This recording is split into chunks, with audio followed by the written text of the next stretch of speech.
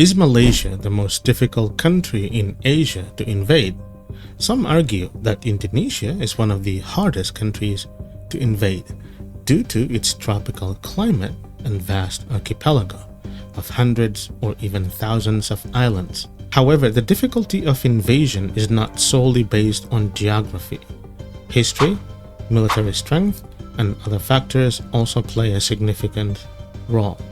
Now let's look at the reasons why Malaysia is impossible to invade. Geography and terrain.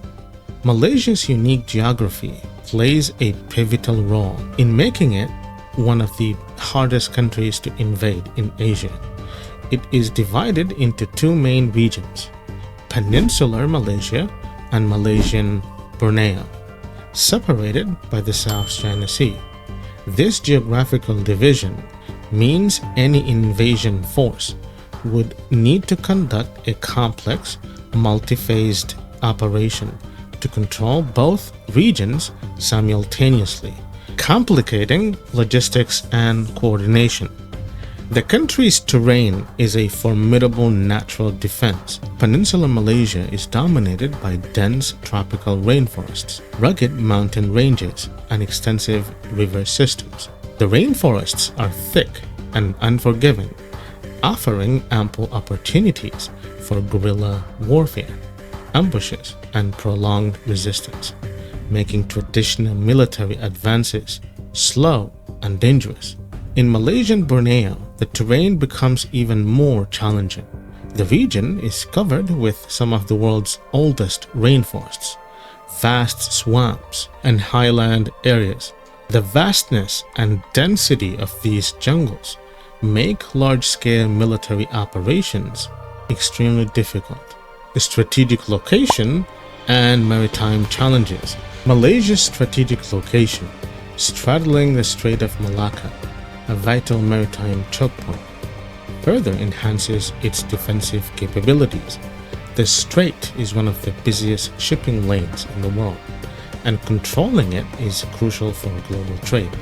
Any attempt to invade Malaysia would likely involve securing this waterway, and it's difficult because the strait is narrow. The strong currents and the potential for maritime ambushes makes invasion even more difficult.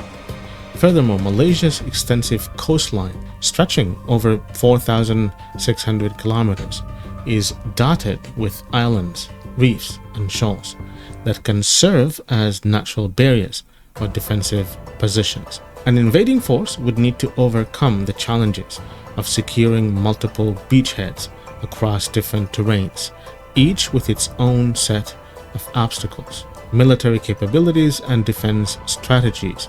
The Malaysian armed forces, though not the largest in Asia, are well trained and equipped to defend the nation's challenging terrain. The military has a strong emphasis on rapid deployment and guerrilla tactics. The army is adept at jungle warfare, leveraging the difficult terrain to their advantage, while the Navy and Air Force are focused on securing the nation's maritime and aerial domains. Cultural and political unity. The country's multi-ethnic population has a strong sense of national identity and resilience. This unity would be crucial in resisting any invasion, as the population's support is vital for sustaining prolonged defensive efforts.